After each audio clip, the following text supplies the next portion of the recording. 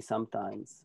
Okay, so let me close the door to the room here just to try to close off some of the sound. Hold on for a sec. Okay.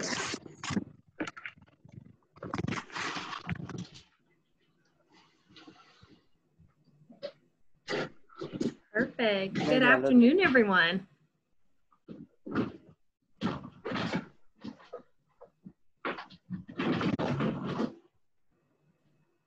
We'll begin shortly.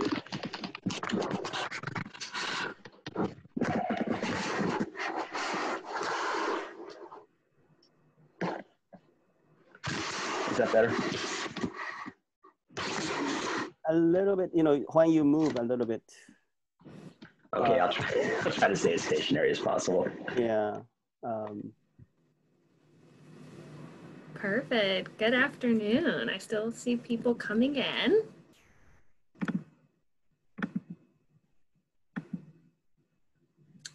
So,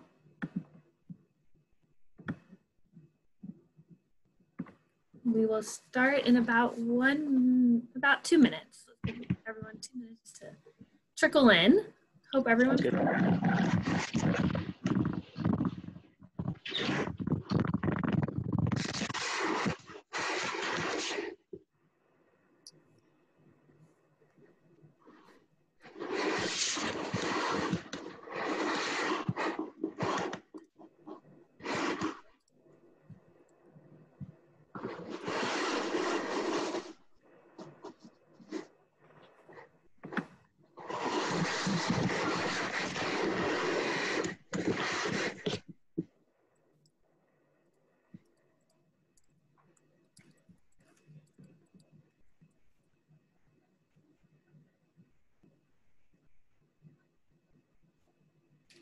Okay.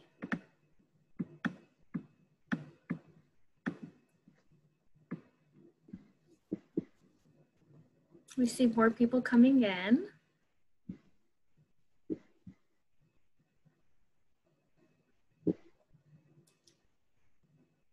So I'll start introductions in about a minute. Thanks, Laura. Of course.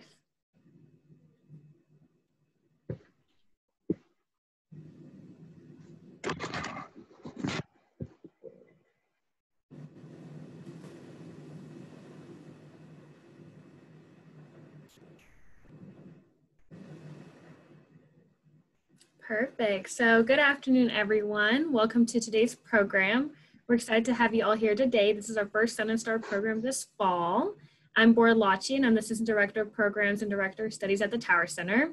This program is also co-partnered with the Japan Airlines. Before we begin, I would like to note some guidelines. If you do have any questions, please use the Q&A function. And if you have any comments, such as you're having trouble hearing or can't see the screen, please use the chat option and I'll be happy to answer any concerns there.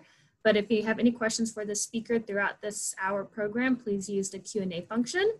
I would like to introduce our moderator this afternoon. Our moderator is the one and only Dr. Hiroki Takeuchi. He is Director of the Sun and Star Program on Japan and East Asia and also Senior Fellow at the Tower Center. It is my pleasure to introduce Hiroki, and who will introduce our speaker this afternoon. Hiroki, I'll turn it over to you. Okay, thank you, Bora. We have a few minutes to 6:30, and then we are waiting for some more people coming in. So please relax and then wait a little bit. And then I will start with introducing today's speaker, Dr. Eric Zussman.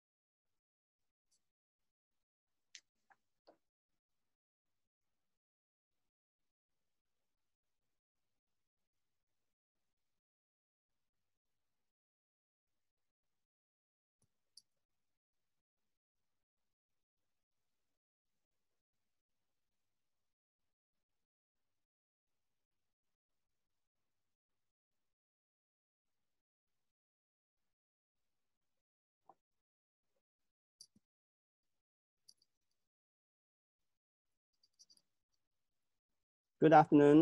More people are coming in, so let me wait for a few more minutes and then we will start shortly. Thank you for coming in.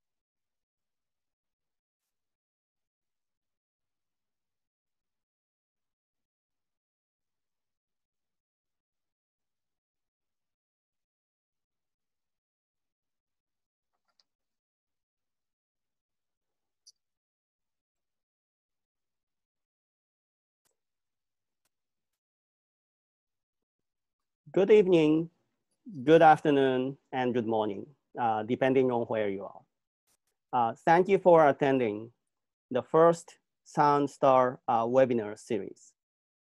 Before introducing today's distinguished speaker, let me talk briefly about next SoundStar webinar series. Next week, we are going to talk about next SoundStar webinar series. We are going to talk about Japanese business. And let me share the screen with that. So I'm sorry.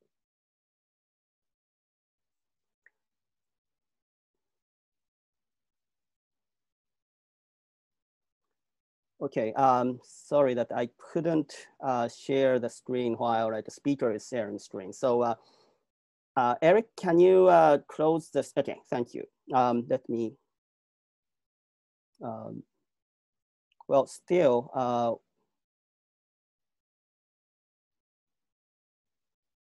okay, next.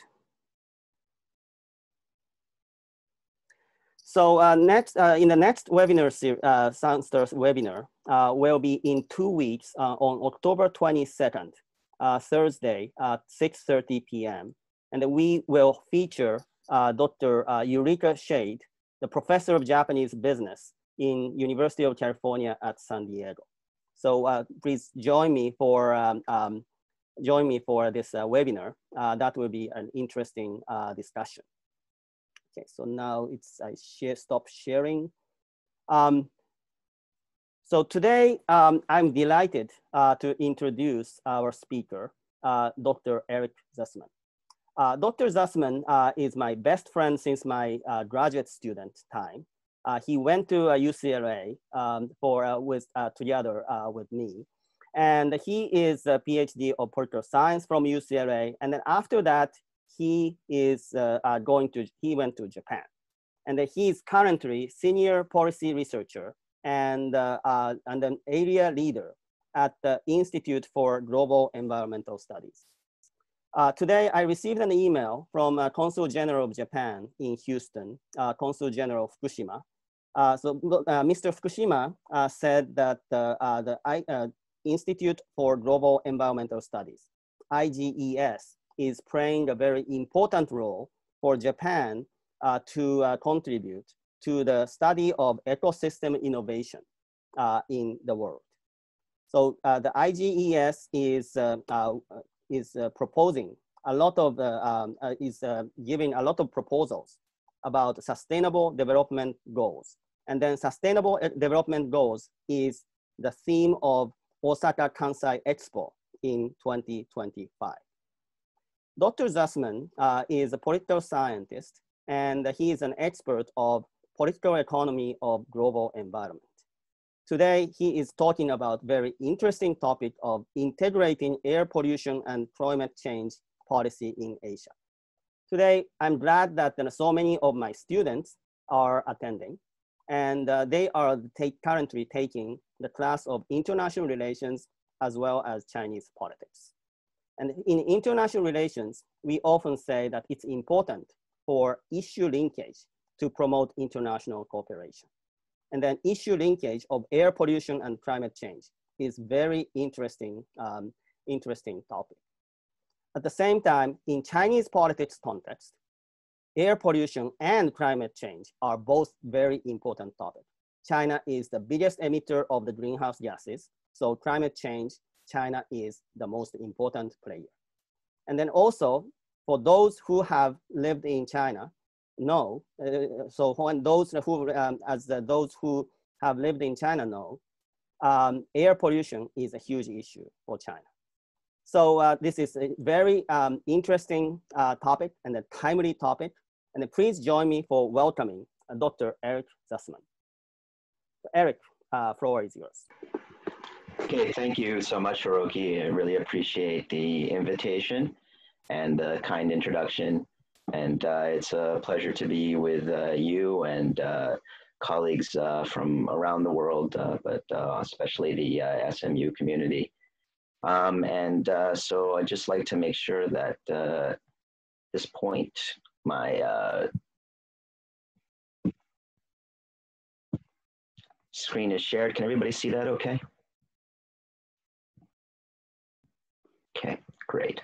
All right, so let me begin. As Hiroki mentioned, I'm a researcher at the Institute for Global Environmental Strategies. We're based in Hayama, Japan, which is about an hour and a half south of Tokyo. And I've been conducting research for much of the past 20 years on environmental issues in Asia with a strong focus on air pollution and climate change. Hence the title of my talk today is Integrating Air Pollution and Climate Change Policy in Asia. And I'm going to divide this talk up into a few key sections. First of all, I'm going to start off with this term co-benefits, and it bears a strong relation to the term issue linkage that Hiroki mentioned introducing me. So I'll introduce that term, and then I'm going to connect that to some work that we've done on what's called the Air Pollution Solutions Report. This was a UNEP report that was published last year. And then in recapping some of the conclusions to that report, then I'm going to highlight the importance of what we're calling multi-level governance for the implementation of integrated solutions that are coming out of that report. And then the next section will briefly reflect upon the implications of this multi-level governance for China, and then I'll conclude with some key messages. So without further ado, let me introduce you to this concept of co-benefits. So the concept of co-benefits was actually introduced about 3 decades ago. It was introduced by folks that were doing work on climate policy, primarily in developed countries. And what they were noticing is both in their modeling and also, I mean, in actual practice, that there were certain interventions that you could take to reduce the greenhouse gases, primarily carbon dioxide, which is the most abundant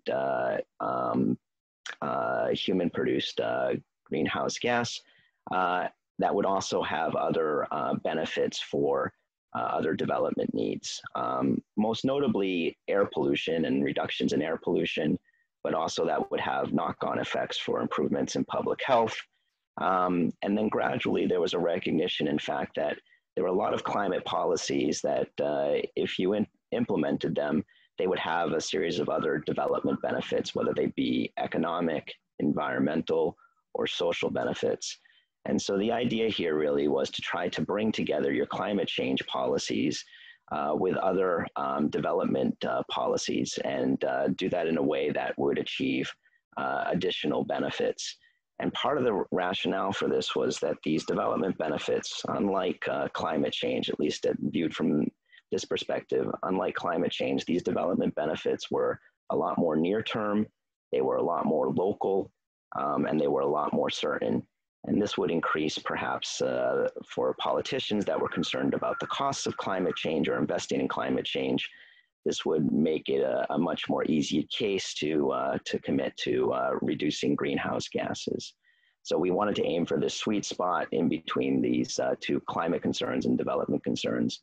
This could be done with energy efficiency standards, renewable portfolio standards, public transport upgrades, It could also be done with a well-designed emission trading scheme or a carbon tax. Not everything that you did would be necessarily, that would be good for the climate, would necessarily have strong development benefits. For instance, one of the areas that of course has drawn a lot of attention, the capturing of carbon capture and storage, wouldn't necessarily have a lot of knock-on benefits, and especially wouldn't have necessarily benefits for air quality. And so this slide right here just highlights the fact that there are a lot of actual linkages between climate change and a broad range of other development concerns. I mean, Hiroki mentioned in the introduction that there's this set of sustainable development goals that the international community is pursuing from 2015 over to 2030.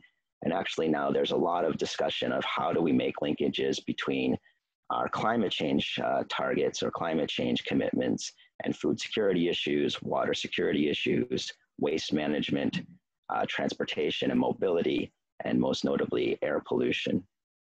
And what would happen as this debate on co-benefits began to move forward is there would be a lot of good modeling work which would demonstrate the magnitude of possible co-benefits. So if you introduced a carbon tax in the US, for instance, what would be reductions in air pollution? How much could you save in healthcare costs from that? But there would also be a recognition that these co-benefits, if pursued in a developing country context, might even be greater. And this was potentially because, for instance, if you reduce greenhouse gases in a place like, say, India or China, the air quality there, starting point for the air quality there is generally much worse. Population density is much higher. And so the impacts that you would get, the sort of knock-on effect impacts that you would get from this would be, in many ways, magnitudes of times greater than what you would get in a developed country context. So there began to be a lot of interest about 20 years ago in how do we apply co-benefits to a developing country. And when we began to look at this approach in a developing country context, what happened was there's not only a recognition that these benefits would be potentially greater, but there was also a sort of switching of the entry point of where we want to pursue these benefits. So from a developed country context, a lot of times the focus was on a carbon tax or on some type of emission trading scheme. Well, for a developed country, you might want to start with an actual environmental policy, an economic policy, and a social policy, and then see what the benefits might be for climate change. So there started to be this sort of inversion of this concept, and the discussion sort of turned to climate co-benefits as opposed to development co-benefits. The climate co-benefits being sort of an added knock-on of some development policies. And so this was really interesting, and a lot of work was done, especially in China, actually, on co-benefits and estimating the different types of benefits. This work picked up a lot of steam, especially maybe 15 years ago or so when I first joined IGES, where I work now. Now, there's also been a third view on co-benefits that's gained a lot of attention over, I'd say, the past 5 to 10 years. And this is in some ways coming from the air pollution research community. And for air pollution folks, what they recognized is that there were actually some air pollutants, things that we thought of as conventional air pollutants, and in particular, part of what's known as the particulate matter. This is the soot that you frequently see coming out of, for instance, diesel engines. You can also see it coming in cook stoves, for instance, from developing countries. That when that soot is released into the atmosphere, you can almost imagine that sort of black soot absorbing some of the sunlight. And in a very short period of time, that soot would have a dramatic impact on the climate. In fact, it would warm it quite a bit. And so some people would start to focus on co-benefits from an air pollution perspective. And in so doing, they would term what are known as short-lived climate pollutants, or the types of air pollutants that have a strong impact on the climate change in a much short period of time than carbon dioxide. So carbon dioxide, when it goes up the atmosphere, it's up there for about 100 to even 1,000 years. Some of these short-lived climate pollutants, especially black carbon, which is the part of particulate matter, warms the atmosphere. It's up there for 3 to 8 days, but it has a huge impact in that short period of time. And so there started to be a lot of emphasis on short-lived climate pollutants. And the interesting thing here was there was a recognition that some of the sources of short-lived climate pollutants were much different from the sources of CO2 and some of the other criteria pollutants like SO2, sulfur dioxide, or nitrous oxide.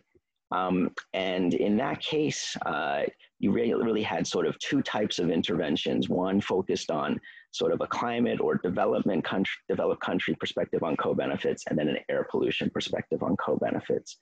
And so these three sort of strands or perspectives on co-benefits began to draw a lot of attention, I'd say maybe 5 years ago, and a lot of attention focused, of course, on Asia, because at the time, as Hiroki mentioned, you have major emitters from the region, China being the largest emitter of greenhouse gases, but we also had serious concerns over PM 2.5 fine particulates that were giving rise to air pollution crises in China, but you also see this in Southeast Asia with the burning of agricultural residue and forest fires, and now most notably India and other parts of South Asia.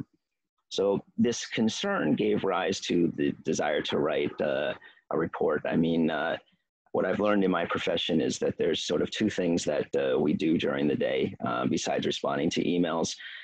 One is we plan for meetings, and the other is we write reports. So this was a major undertaking that we engaged in starting maybe 5 or 6 years ago, actually. And it's known as called now the Solutions Report. The full title of the report is Air Pollution in Asia Pacific, Science-Based Solutions. And it has 107 authors. There were over 50 reviewers. And I was the coordinating lead author of the third chapter of this report, focused on implementation of different sets of measures that would help many of them, deliver co-benefits. So let me just review some of the key headlines from this report. And the report started off from the what is sort of known, but it underlined this in a way that I think was really important. So first of all, air pollution is a serious health crisis across Asia and Pacific. And given current data, about 8% of the population in Asia Pacific currently breathes air that is within WHO guidelines. And the standard we're using there is 10 micrograms per cubic meter for particulate matter PM 2.5. In 2015, 4 billion people were exposed to air pollution at high levels, with the highest numbers in South and East Asia. And you can get a sense of this from looking at this map, which underlines some of the hotspots for air pollution, especially in China and India. You also see some of the air pollution coming up in the western parts of Asia from sandstorms in, for instance, Iran and what have you. So this is not a good situation, and it's particularly problematic for health. Okay, so you see now a lot of discussion in the air pollution community that air pollution is being considered to smoking has a threat to health. And this is perhaps dramatically illustrated by this diagram right here. Depending upon how you're looking at things, on the right-hand side, you see a seriously diseased lung. This is from a chain smoker. But on the left-hand side, you see somebody who lives in the close proximity of a coal-fired power plant. And that coal-fired power plant, strikingly, is not where you would think it would be located. So usually when I do this type of presentation for students, I ask people, what might be some of the locations for this power plant. Well, this is actually located in Sydney, Australia, which just underlines the point that if you live close to coal-fired power plants, that it can be problematic for your health and well-being. So what we sought to do then is to try to set up a conceptual framework to take a look at what it would be like to reduce air pollution, what may be some of the benefits of doing this in Asia, and what might be some of the technologies and behavioral changes, what we would call solutions or measures that would achieve these benefits. And what we basically did is using a model that's been developed by colleagues at YASA in Austria, we divided up these measures into 3 different types of measures. One are what are considered conventional control measures. So these are actually sort of end of the pipe type of control measures, which ironically don't give you much in terms of co-benefits, at least the reductions in CO2. In fact, they might lead to increase in CO2 from increased energy use, while simultaneously removing SO2, NOx, and also your PM 2.5. Then we have a series of next stage measures. Now, these next stage measures are going to focus on reducing primarily these short-lived climate pollutants that I mentioned previously. So this is your black carbon, and also includes some tropospheric ozone. And for any people who are atmospheric specialists, the tropospheric ozone comes from many different sources, one of them actually being methane. And I can talk a little bit more about that a little bit later. And then the last set of measures are measures contributing to development goals or sustainable development goals.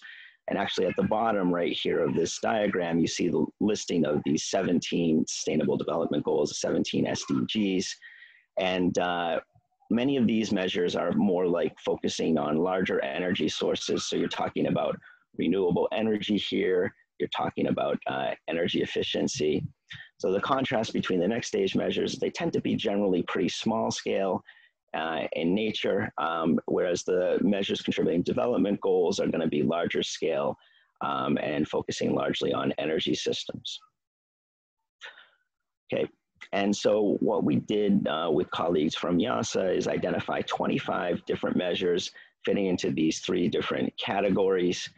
And the interesting thing is, all of these measures, while some of them would focus on short-lived climate pollutants, some would give you the reductions in CO2 and other conventional pollutants, and some would only give you reductions in conventional pollutants.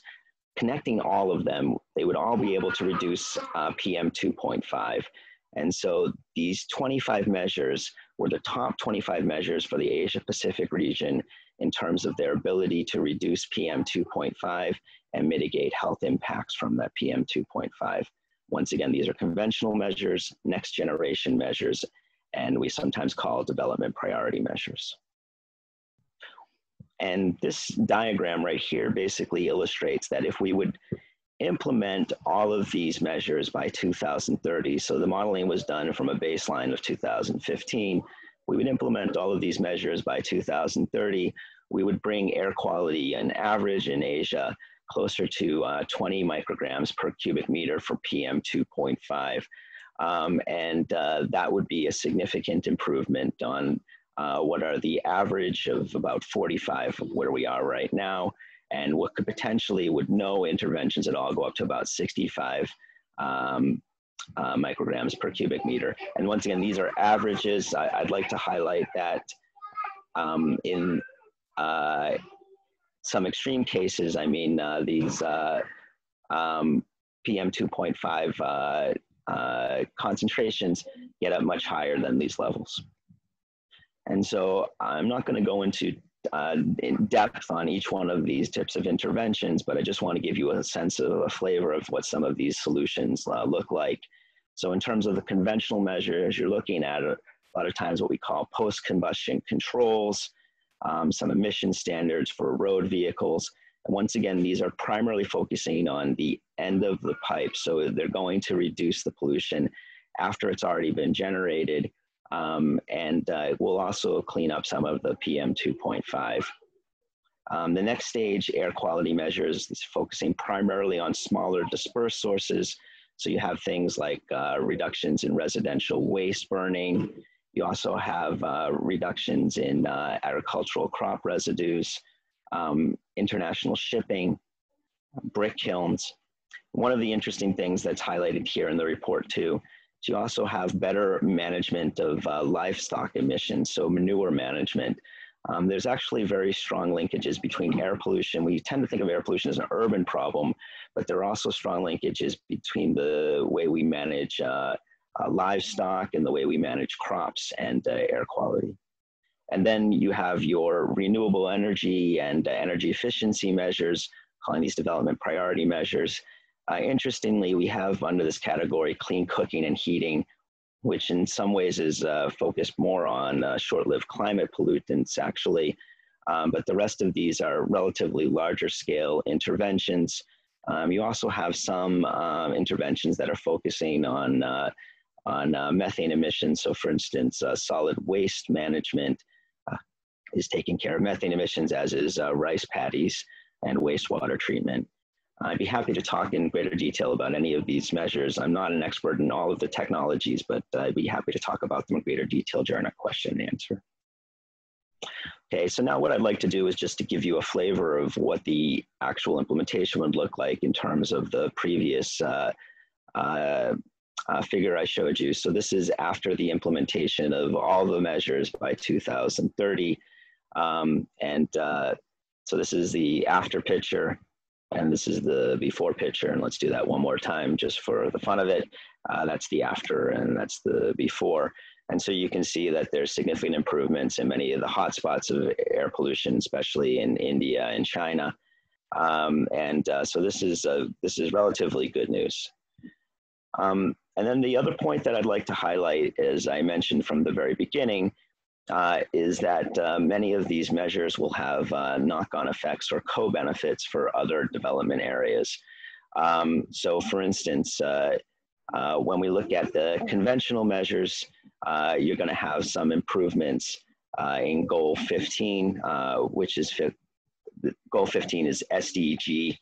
I talk in this language, this acronym language, way too much. But Goal 15 is SDG, which is actually focusing on life on land. So you're talking about biodiversity issues here. Some of the next stage measures, you're going to get improvements in poverty reduction, as well as improvements in terrestrial biodiversity. And then the development priority measures at the very bottom there, you can see they have some knock-on benefits for many of the SDGs. So this is focusing a lot on some of the urban interventions. So you get SDG 11 there, for instance. You also get SDG 13, which is focusing on sustainable consumption and production.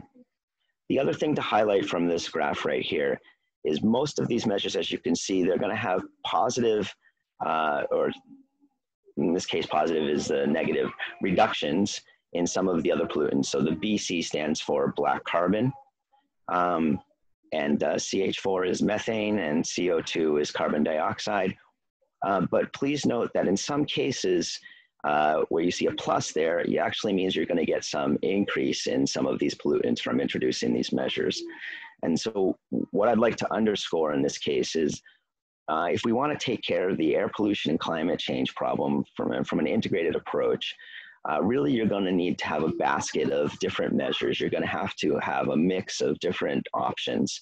And this is going to be important for the argument that I'll make about governance in just a bit. So in any particular context, you're going to need to have a mix of different options. And this is going to be particularly important when we think about how different government agencies work or don't work together to try to achieve some of the estimates in this modeling work. Okay, so then this gets me a little bit more to some of the governance points that I'd like to highlight. And this is an area where I feel sort of a lot more comfortable in my element. As Hiroki mentioned, I'm a political scientist by training.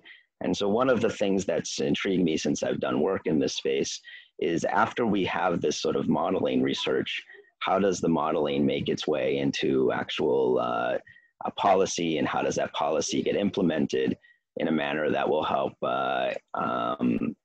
realize some of the reductions in the modeling? And so governance is going to be increasingly important in that regard. For the conventional measures, a lot of times what you're going to need to make sure is you have sufficient capacity within the relevant government agencies to enforce existing regulations.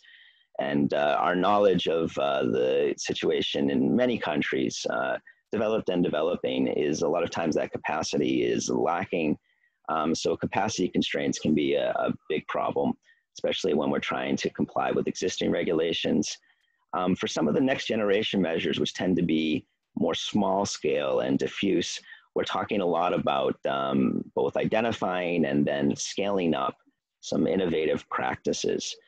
So for instance, in the case of manure management, the types of approaches you might use will vary a lot depending upon the location of the livestock, but it also might depend a lot upon your initial resources and knowledge and beliefs at the local level. So you really need to make sure that you create an enabling environment that is conducive to introducing some of these measures. And then once you've found some successful approaches, some good practices, then how can they be scaled up? And then there's going to be some measures in terms of the development priority measures. Here it's a little bit of a combination of both compliance from sort of a more top-down perspective, as well as your scaling.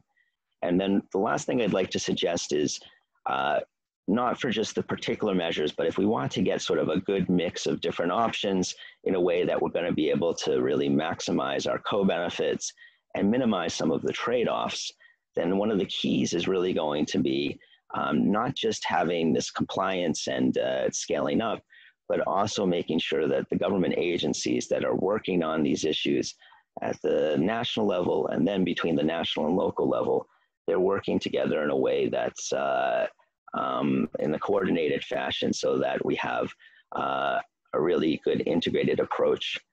And this gets me to the next point that I'd like to raise as we sort of move from the modeling work more to the governance work. So, and this comes out of some research that a colleague and I did about 2 years ago or so on integrated solutions, climate change, and sustainable development. And what we highlighted in that work is that a lot of the research that we see coming out this day, not just on co-benefits, but I would say on environmental policy issues and climate change more generally, is using a series of called evidence-based decision-making tools or models. These are database models, which like the air pollution work I just showed you, can highlight the potential to reduce, in this case, air pollution and achieve other co-benefits.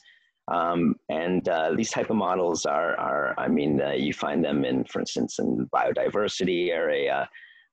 You also find them in folks that are working on sustainable consumption and production or resource efficiency issues. And those models are really important. I mean, they're informing policy all over the world, and we see a great deal of their use and application in Asia. So we think that's an important part of the puzzle. But from a governance or political science perspective, one of our concerns is that a lot of times the research gets to a place where it says, okay, here are what the models say, and here's your recommendations. And then, when I first entered this job, I read article upon article where they would present the modeling results, and at the very end, the last paragraph would say, okay, it's up to you policymakers, now implement them. And from my background and training, what I understood is that it's very difficult a lot of times to implement these things because of some of the constraints I mentioned previously. So capacity and coordination between different government agencies and within different government agencies are big problems. And they're particularly problematic if we're trying to take a more integrated approach to these things. So one of the things my colleagues and I argued is it's not only about linking different issues together, but also aligning different interests. And in this case, we need to really think about the institutional structures and decision-making processes. And this might have a bearing not only on possible efficiencies that we might gain or the co-benefits we might gain, but also the effectiveness of the decisions. And so what we did is we tried to link this modeling work with a very simple model that we've seen come out of the work on climate policy. This is known as the multi-level governance model. Sometimes we call it multi-level and multi-stakeholder governance. This is a very simplistic diagram of what we're thinking about, basically. And it basically underlines that in order to try to implement many of these solutions, we need to think carefully about whether or not there's sufficient horizontal coordination across the different sectoral agencies, line agencies. And I would say this is both cross agencies, but also within agencies. And this is especially important for air pollution and climate change, because a lot of times, even within ministries of environment, I mean, I experienced this in Japan. We have a division that we work with that works on air pollution. We have a division that works on climate change, and they might be 50 feet apart, but they might as well be, 100 kilometers, or in US terms, 100 miles apart in terms of the way that they talk or the way that they communicate. So horizontal communication can be very important. And then there's also this vertical coordination or sometimes you call vertical integration, is how do governments at the national or how do even international agencies create incentives for national and local governments to work on some of these things. And then The last piece is this stakeholder engagement. Once again, this is an overly simplified version of what we're thinking about, but you basically have three different groups of actors. We call these the ABC actors, the academics, business, and civil society. And how do we bring in and engage with these actors in ways that will give them also incentives to join in the process? And also, how do we think about, this gets a little bit more on the political science side of things, but there are also going to be some actors and interests that might oppose some of these things. So how do we create structures so that vested interests that might be opposed to some of these things can either find some additional co-benefits for themselves or some side payments, or how can we gradually set up the policy to sort of phase in things so that there's enough warning time for transitions and adjustments. Now, I'd like to now switch over to the China case a little bit as presented this sort of general model. And one thing I'd like to highlight in the case of China is a lot of this research on co-benefits has really taken off within China. If you look in not only the English publications, but also Chinese publications, there's a rich trove of literature that underlines what some of the co-benefits might be from different types of interventions. So this is, for instance, a case from Shangtan, a city, industrial city, that was looking at the relationship between reductions in CO2, carbon dioxide, and sulfur dioxide, and they're plotted on this diagram right here. And what this diagram highlights is, from some modeling, is that there are certain interventions in the city's industry that will deliver reductions in both CO2 and SO2, but some of them won't deliver co-benefits, or at least not from this modeling. So for instance, at the very bottom right-hand corner here, you have this power sector reduction, and that's going to give you some reductions in SO2, but not necessarily CO2. This is probably coming more from an end-of-pipe intervention. I'm not going to get into the details of this modeling, but just to say that this modeling is alive and well in China and is influencing policy quite greatly. The other point that I'd like to highlight is that the co-benefits is not only alive and well in the academic community in China, but it's also been discussed in policy circles for actually a number of years with many different definitions. So, I mean, for Hiroki's students that are online and for other Chinese speakers, the Chinese for co-benefits is actually, it's co-control, and it's xie tong kongzhi. And you can look in the, Chinese literature, and you can see that many places. But also we've seen important reforms to the governance structures in China that might facilitate more action on co-benefits. And in particular, what's happened in the past 2 years is the climate change portfolio used to be under what is called the National Development and Reform Commission, this Fagaiwei.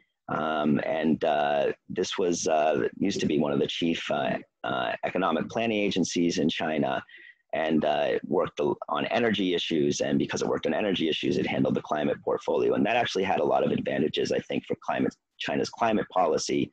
But it also made it difficult for the Ministry of Environment, or the Ministry of Ecology and Environment, as it's now called, to work on these issues. But 2 years ago, what was previously the Ministry of Environmental Protection was renamed the Ministry of Ecology and Environment and given a promotion. With that, the climate change portfolio was moved into this new ministry. And so now you have at the national level a lot more discussions on how to make strong synergies between air pollution and climate change, how to take advantage of some of these insights that are coming from the modeling work that I shared with you, and do that in a way that will be reflected in national policy and incentive structures, but also increasingly at the local level now too, because we also see at the local level what used to be the environmental protection bureaus, and now are your your ecology and environmental protection bureaus, are now also trying to make linkages between climate change and air pollution in policy and practice. So approximately 2 weeks ago, I did a training for policymakers in Chengdu, China, and this issue that they're grappling with right now. And I gave them many of the same slides that I gave to you before, or many of the same points that I gave to you before from this solutions report. Now, the last point I'd like to highlight that reflects a little bit upon this sort of unique structure of China's governance system or political system that might also have some implications for co-benefits. So we know, for instance, in the United States and other democracies, leaders are selected typically based upon elections. But in China's system, they have something known as the leadership responsibility system. And this leadership responsibility system basically creates up a set of criteria which determine whether or not a local leader, whether it be in a province or a city, will get promoted or demoted based upon how they score on a series of criteria. Now, these criteria have changed over the years, and I mean, back in Mao's day, they used to be heavily linked to some of ideological concerns. And then with Deng Xiaoping and some of the reforms that started approximately 35 years ago or so, increasingly there were economic indicators and foreign direct investment indicators that were placed in there. But we saw about maybe 5 to 10 years ago that China, initially because of concerns over energy security, but now because of concerns over climate change and air pollution, now some of the targets or some of the criteria that's being used to measure leadership performance are based upon environmental and energy security concerns. And so this creates an opportunity to link some leaders' political fortunes to some of the co-benefits that I mentioned at the very beginning. I think it creates quite a unique incentive structure, non-democratic incentive structure, mind you, for moving this co-benefits concept forward. So it'll be interesting to see how that plays out over the next 5-year plans and some of China's recent climate change commitments. If some of you have been following the recently completed United Nations General Assembly, China made a commitment to carbon neutrality by 2060. And it seems that they keep on moving up their climate change targets, both in terms of ambition and timelines. And so this will be an interesting sort of pressure point for actually implementing some of those things. So let me conclude by highlighting some of my key messages. So air pollution is creating a public health crisis in Asia and Pacific. And one way to tackle this crisis is to work on the sort of co-benefits as it makes some linkages to climate change as well. And then we have this UNEP report that identified 25 measures, solutions that could deliver significant improvements in air quality, public health, and also other benefits, especially for climate change. Now, from my perspective, one of the keys to moving these solutions forward will be thinking more systematically about some of these governance issues. And I propose this multi-level governance model as sort of a simplified or sort of idealistic heuristic to help us think about where some of the coordination issues might need to be strengthened and sort of the stakeholder engagement mechanisms might need to be strengthened. And then what I suggest at the very end is China has some of the necessary conditions to make these linkages between some of the modeling work that's moving forward quite nicely and some of the governance work, which is, I think, is a little bit farther behind, but I think will ultimately determine whether or not these integrated approaches to air pollution and climate change achieve results on the ground. I'd like to stop there and thank you for your attention. Thank you, Eric. So now we move to a discussion, and if you have any question or comments, please write it in the Q&A function. And I will take those questions as much as possible and then to reflect in our discussion. So I'd like to ask one question, which is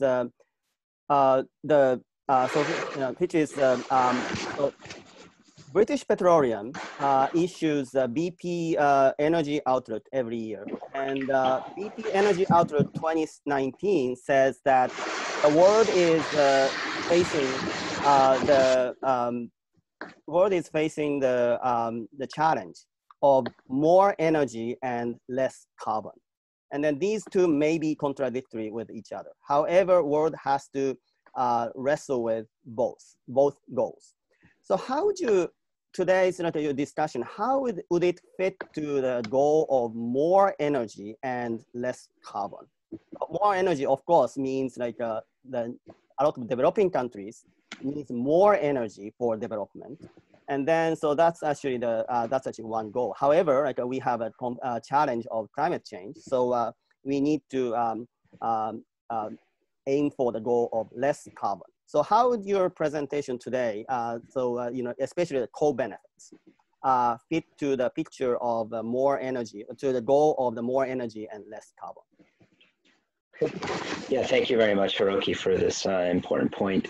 And I mean, I think the announcement or the remarks that you highlight from BP are becoming increasingly common, both in the energy industry, and I think we see this in many other industries as well.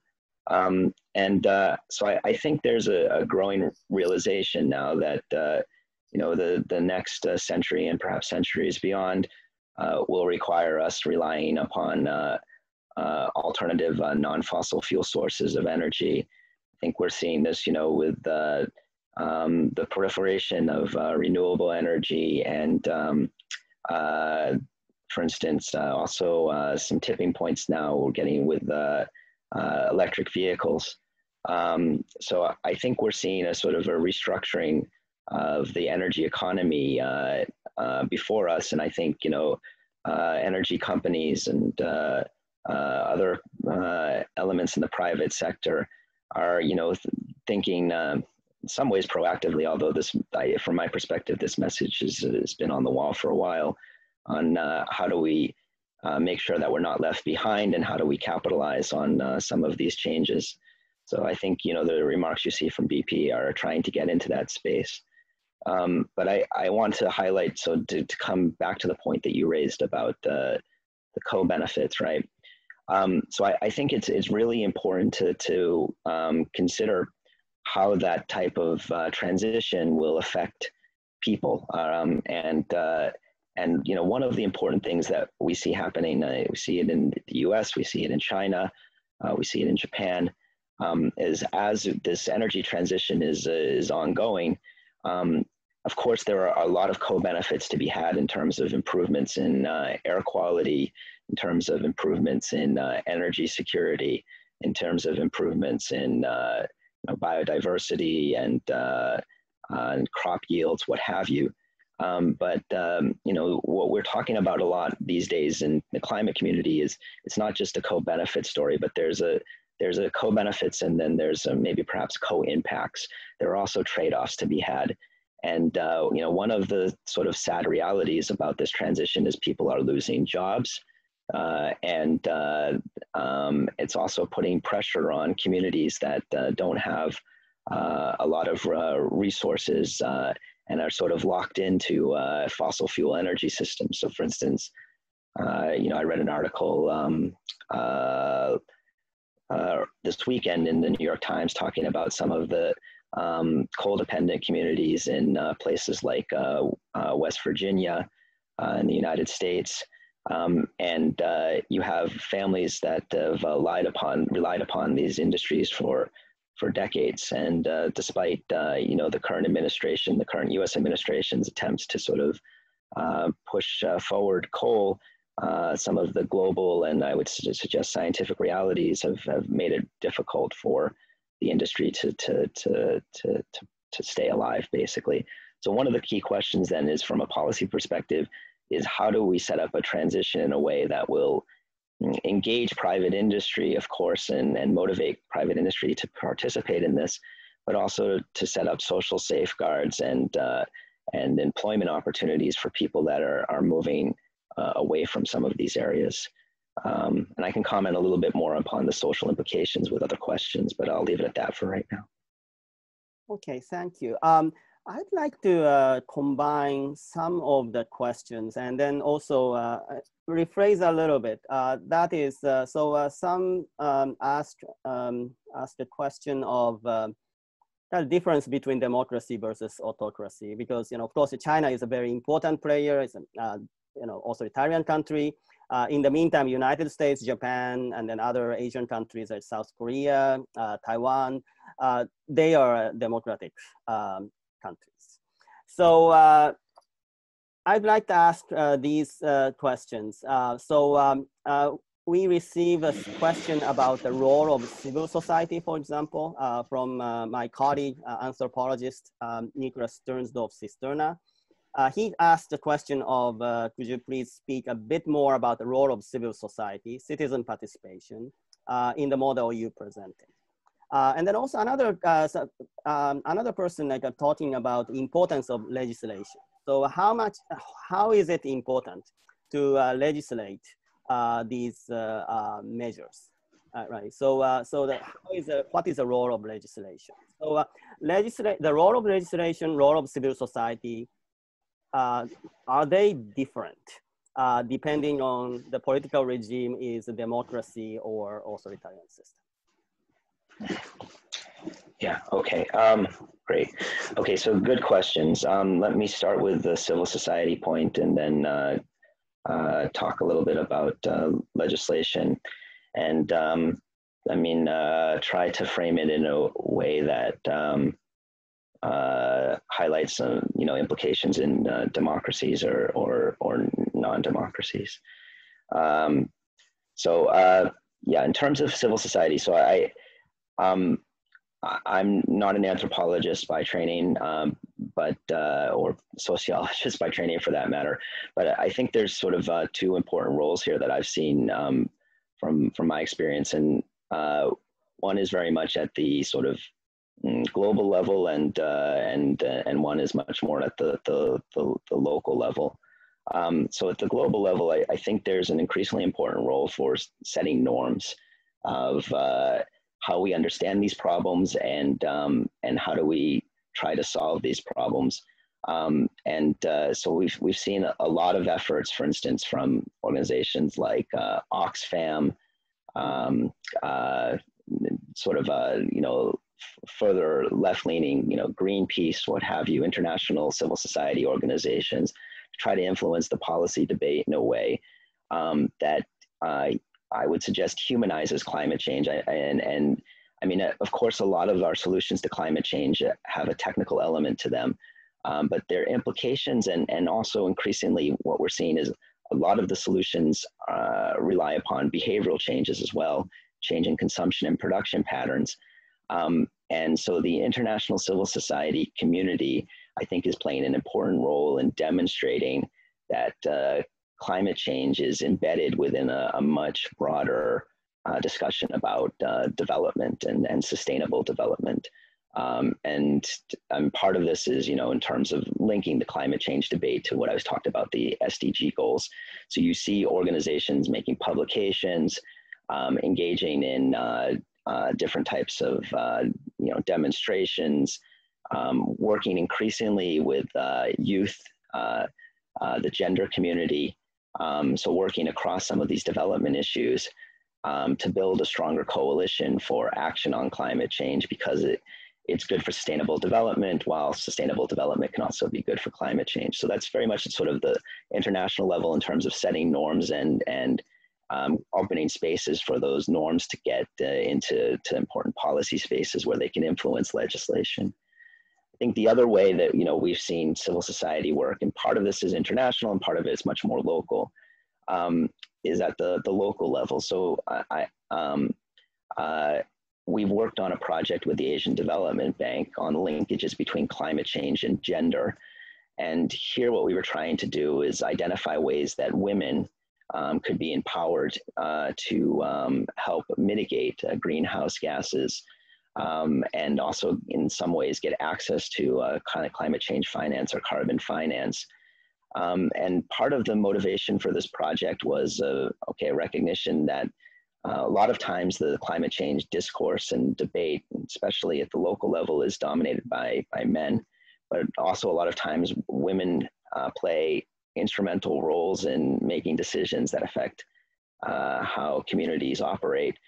And so what we did is we worked with local civil society organizations, as well as after we had some results on the ground and with resources from ADB, some international civil society organizations to highlight some of the results. And so, for instance, to make it even more concrete, so we had a pilot project that worked on clean cook stoves in Lao PDR. And then in the case of Vietnam, we worked with civil society groups, local civil society groups and women's groups on biogas. I mean, basically taking household waste as well as livestock waste and turning it into fuel, and creating biodigesters. And so you know, this was focusing a lot more on sort of local level interventions with the help of local civil society, and then helping change the sort of debate a little bit at the international level, working with international civil society.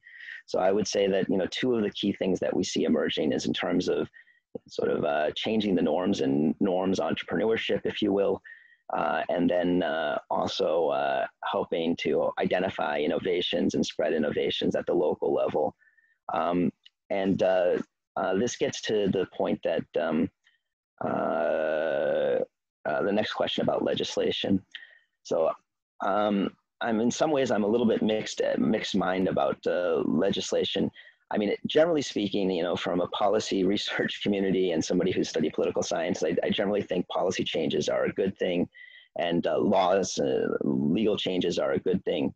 But what we have noticed in some cases, for instance, when we were working on this Lao cook stove project, the civil society groups, the women's groups that we were working on, they actually wanted to insulate a lot of their work from government.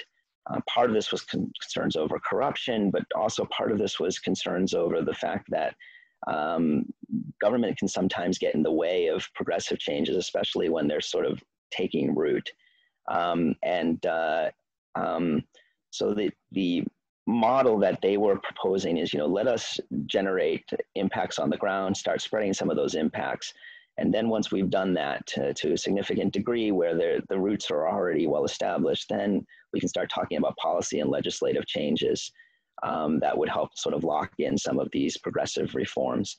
But if those reforms, if policy sometimes precedes some of the actions, the actual actions on the ground, sometimes it can have a sort of freezing effect and actually discourage civil society from engaging. So, this gets to a little bit to the point about, I mean, to be very, very brutally honest with you, you know, that in terms of working in democracies and non-democracies, it's, at least, you know, in my institute, we don't pay a huge amount of attention to those issues, in part because politics is sort of taboo. I mean, we don't get a lot of traction on the ground when, for instance, we say that a solution won't work in an authoritarian regime, and, you know, much of our budget is dedicated to working in China. So we sometimes have to turn a bit of a blind eye to some of these issues, at least in terms of the framing of our projects. But in terms of how they actually influence things, I mean, I think, you know, generally speaking, what I've seen, you know, in some authoritarian regimes is, I mean, policy can change, you know, more quickly. I mean, Hiroki's familiar with this terminology from our UCLA days. There's fewer veto players. There's fewer folks that can get in the way of change if the government is really committed to things and if norms are pointing in an appropriate direction. But they can also, it can also change things in a way that are not so positive more quickly. So to highlight more concretely, you know, one of the things we've seen in China over the past 3 or 4 years is growing emphasis on cracking back on freedoms of civil society. So we work a lot with organizations that work on air quality issues, and several years ago, it was tacitly understood that you would have to have a government linkage between your civil society organization and a government agency. But the enforcement of that was relatively lax, and the type of linkage was relatively lax. Starting 3 or 4 years ago, having government registration of civil society organizations became more or less mandatory. And it cramped the space to work proactively in some of these issues. So this is to suggest that I think, in some cases, authoritarian regimes can change policy more quickly, but they can also freeze out opportunities for innovative solutions sometimes if they're perhaps, overly concerned about the implications of some environmental issues. And so, for instance, a lot of this was happening when the air pollution crises were happening in China. I think there were concerns that they might lead to some type of push for political reforms. So I'll leave it at that. All right, thank you. Well, we are going a little bit over time. Actually, I'd like to ask one more question from the audience.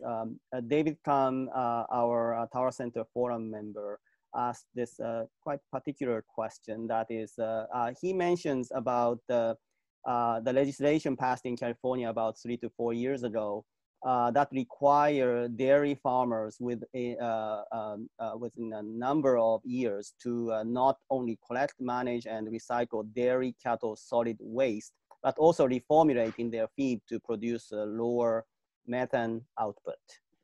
And so are these policy, his question is, are these policy implementations similar to those planned for Asia region? But my question is actually, one of the interesting things that you mentioned is about the air pollution issue in agriculture, right? Yeah. So, so it's not the issue of just urban areas. Actually, it's also an air pollution issue in rural areas. So so question here is, how is like policy implementation of, air pollution in Asia? Is it similar to that in the United States, like California, or like, is it like what kind of variation among the states? Okay, let me peel this back a little bit. It's an important question, and thanks for this, David. So first of all, I'm pretty familiar with the AB 32, which is the Global Warming Solutions Act in California. And I mean, it's interesting that you bring this case up because a lot of times when I'm doing presentations for policymakers in Asia, I highlight this case as a sort of a good practice or an exemplary case of both in terms of the sort of technical robustness of the different provisions, so the sort of more detailed provisions within the policy, but also the engagement process and some of the institutional issues that I highlighted previously. And I could talk with you more offline about that, but and then with regard specifically to the livestock issue, okay, so a lot of times what you're getting from livestock issues is emissions of methane, and methane itself is a greenhouse gas. I mean, it's classified as a greenhouse gas, and the folks who talk about the short-lived climate pollutants also classify it as a short-lived climate pollutant. And this is a little bit of a gray area because it stays up in the atmosphere for about 10, maybe 12 years or so, which is much less than carbon dioxide, but still greater than, for instance, the black carbon. It goes up there for a shorter period of time, relatively shorter period of time.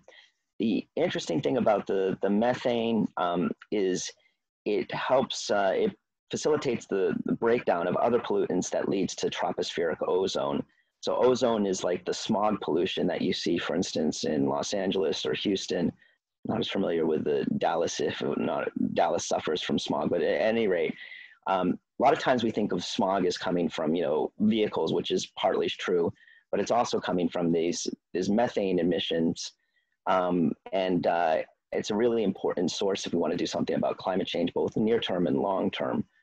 And then this gets to the point about, what is Asia doing about this? Well, okay, so Asia, the countries in Asia do recognize that methane is a greenhouse gas. The recognition that methane is contributing to air pollution or air quality problems is gradually emerging. but I'd say it's further behind than it is in, for instance, the US and Europe. It's still taken on as more of a purely as a climate change issue. I mean, we're actually working with colleagues. I mentioned IASA before. We're working on a project with them on linkages between rural and urban air pollution. And, you know, one of the things, or sort of the premise of that project is actually places like, for instance, Bangkok, which suffers from, you know, very serious air quality issues. Really, the solution to Bangkok's air pollution issues, there's been a lot of emphasis on the transportation sector, but unless they do something about rural emissions, some of this is coming from rice paddies, livestock maybe not as much, but also from open burning. They're really not going to be able to solve their air pollution issues. And just to put a sort of fine point on this, you know, we think of India as having some of the worst air quality, at least prior to the Corona shutdowns, worst air quality in the world.